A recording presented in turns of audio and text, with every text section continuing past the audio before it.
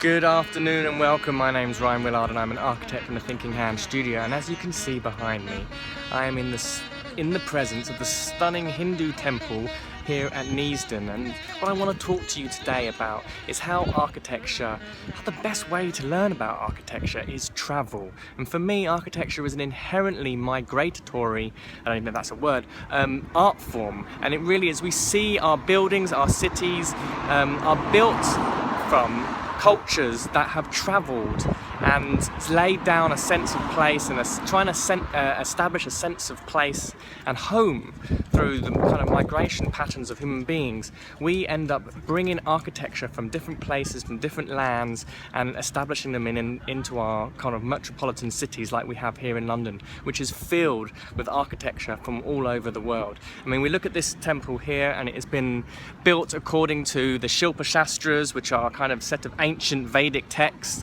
which describe and the layout of Vedic in Hindu architecture and temples, and how the kind of transformation can occur through meditation, and the relationship with the human body is laid out in ancient texts, and it's been brought here to London. And for me, I was really thinking about, people often ask me, what's the best way to learn about architecture?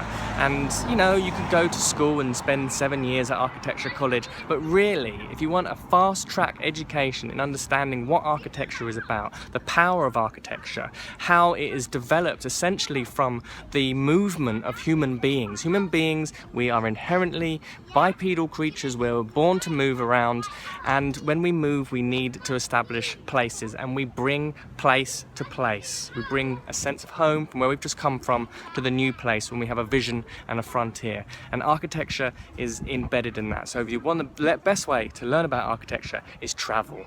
Travel the world. Fill your mind up with images of different cultures, ways different peoples live, different types of building typologies, different climates, how architects respond differently, from the desert to the Bedouin peoples to living in an igloo, to how we sympathize and harmonize with the natural environment.